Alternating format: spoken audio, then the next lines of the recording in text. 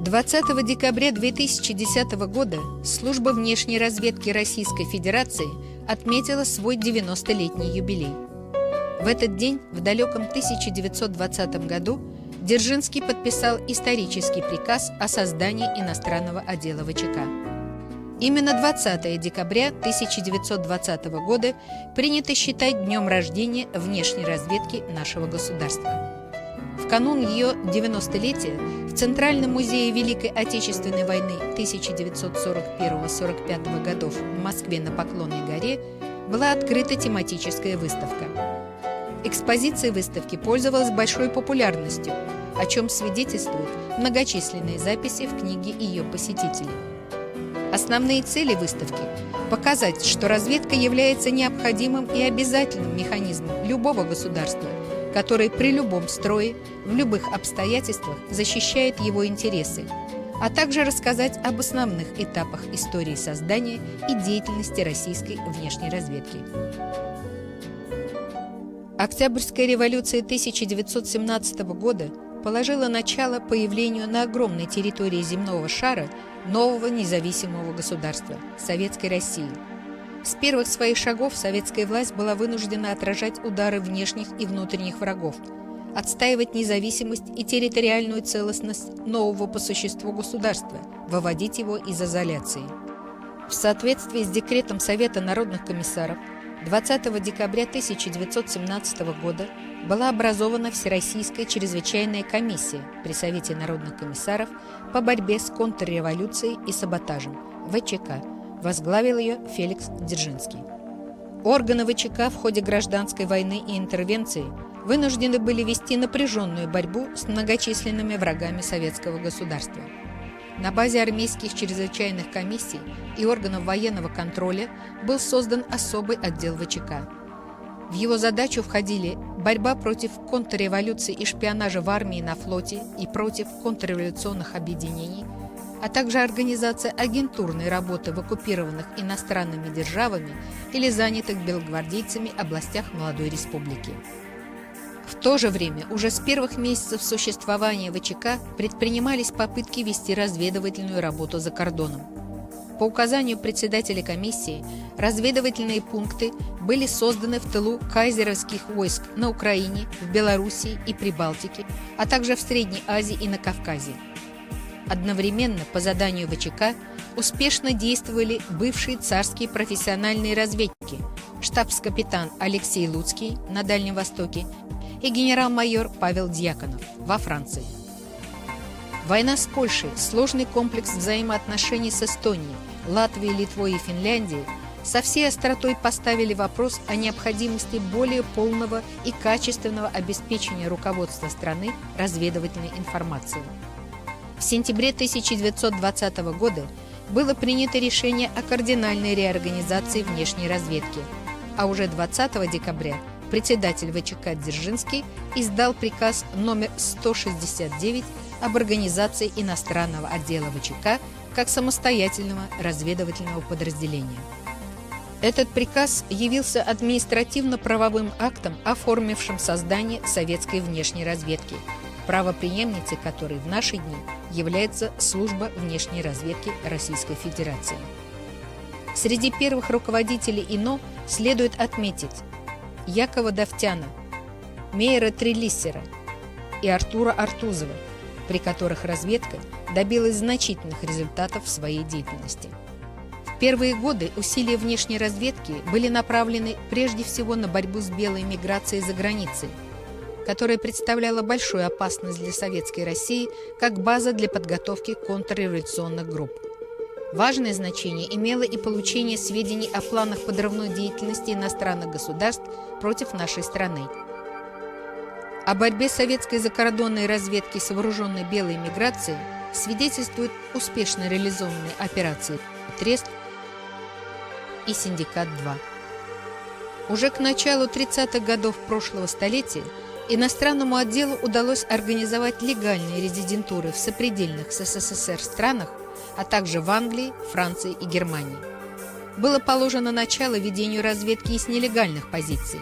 Внешняя разведка приступила к добыванию научно-технической информации, необходимый для нужд обороны и народного хозяйства Советского Союза. В 30-е годы с установлением нацистского режима в Германии начался период резкого обострения международной обстановки и активной подготовки Второй мировой войны. В целом ряде европейских стран – Венгрии, Италии, Болгарии, Испании – установились открыто фашистские и авторитарные режимы. В этой связи руководство внешней разведки приняло решение об усилении работы в Германии с нелегальных позиций. В Берлин был направлен разведчик-нелегал Федор Парфаров. Ему удалось привлечь к сотрудничеству Августу, жену видного немецкого дипломата, одного из помощников министра иностранных дел Германии Риббентропа. С сентября 1929 года с берлинской резидентурой сотрудничал ответственный сотрудник гестапо Вилли Лемон Брайтенбах. Он передал в Центр значительное количество подлинных документальных материалов. Особое место среди источников советской разведки в Германии принадлежала антифашистской организации «Красная капелла», в которую, в частности, входили Хара Шульце-Бойзен, старшина, сотрудник разведывательного подразделения Министерства авиации, и Арвид Харнак, корсиканец, доктор философии, старший правительственный советник Министерства экономики. 3 октября 1938 года Нарком внутренних дел издал приказ о создании школы особого назначения для централизованной подготовки разведывательных кадров. Слушатели школы набирались из гражданских лиц, имевших высшее образование. К преподаванию в ней были привлечены опытные разведчики. Первые выпускники школы сыграли заметную роль в активизации разведывательной работы накануне и в годы Великой Отечественной войны. В мае 1939 года на должность руководителя внешней разведки НКВД был назначен молодой выпускник специальных ускоренных курсов школы особого назначения Павел Фитин. Новому начальнику в ту пору было всего 32 года.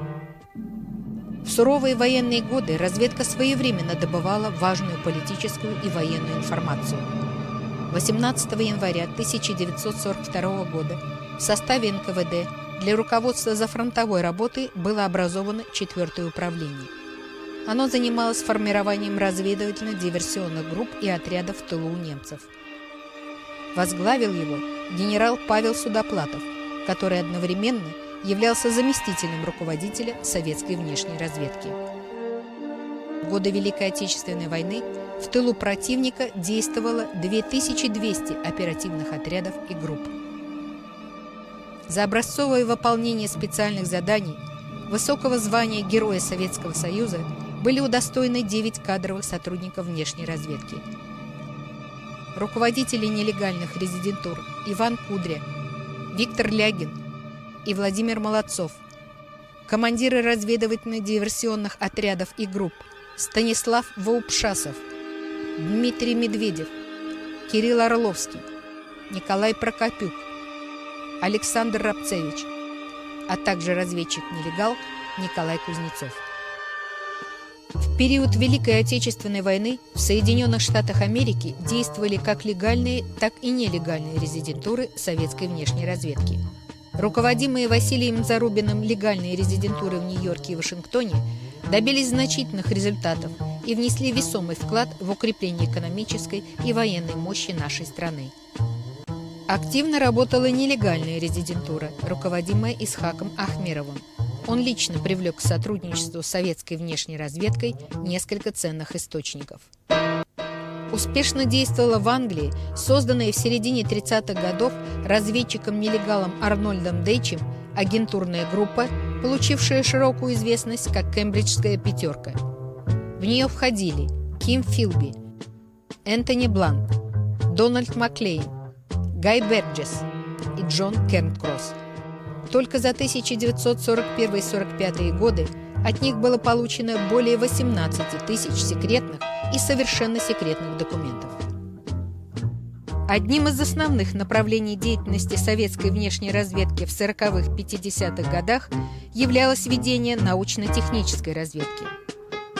Главным ее достижением в этом направлении стало получение данных по созданию атомной бомбы, Манхэттенскому проекту. 15 июня 1996 года указом президента Российской Федерации звание Героя России было присвоено сразу 5 ветеранам внешней разведки: Леониду Квасникову, Анатолию Яцкову, Леонтине Коэн, всем посмертно, а также Александру Феклисову и Владимиру Барковскому. Несколько ранее, 20 июля 1995 года, такого же высокого звания был посмертно удостоен Морис Коэн, муж и боевой товарищ Леонтины Коэн. Почти через 50 лет Родина по достоинству оценила труд этих разведчиков. Благодаря их усилиям были добыты важнейшие материалы по использованию атомной энергии в военных целях, что в дальнейшем позволило советским ученым и специалистам ликвидировать монополию США в области ядерного оружия. Разгром фашистской Германии и милитаристской Японии не привел к улучшению международной обстановки. Пытаясь не допустить ослабления своих позиций, правящие круги стран, бывших союзниц СССР, встали на путь ядерного шантажа, холодной войны, сколачивания агрессивных военных блоков и раскручивания гонки вооружений. В этой связи основным направлением деятельности советской внешней разведки являлось держать в поле зрения подготовку военного нападения на Советский Союз с применением ядерного оружия. Наряду с этим ставились также задачи по информационному обеспечению текущих вопросов внешней политики советского государства, получению сведений о планах западных держав в отношении СССР, освещению кризисных ситуаций, связанных с проблемами Западного Берлина и Ближнего Востока, распадом колониальной системы.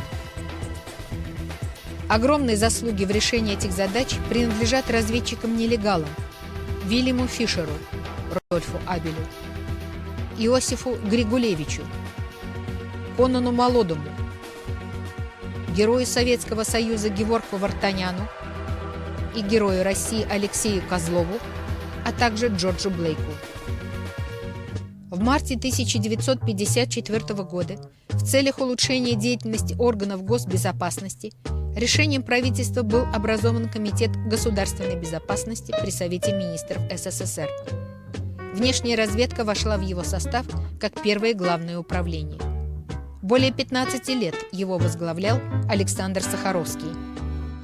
Именно при нем получили активное развитие такие линии разведки, как контрразведывательная, научно-техническая и нелегальная. С 1971 года пост руководителя внешней разведки последовательно занимали Федор Мортин, Владимир Крючков и Леонид Шабаршин. 30 сентября 1991 года начальником внешней разведки был назначен академик Евгений Примаков.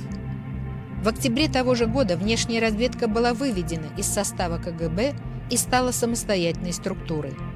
25 декабря 1991 года был подписан указ президента России о преобразовании внешней разведки в службу внешней разведки Российской Федерации. С июля 1992 года российская разведка работает на правовой основе, зафиксированной в Законе о внешней разведке и в положении УСВР. Она ориентирована на своевременное выявление и нейтрализацию внешних угроз, недопущение тайного или явного вмешательства извне во внутренние дела нашего государства, а также на формирование благоприятных внешних условий для реализации политики России на международной арене.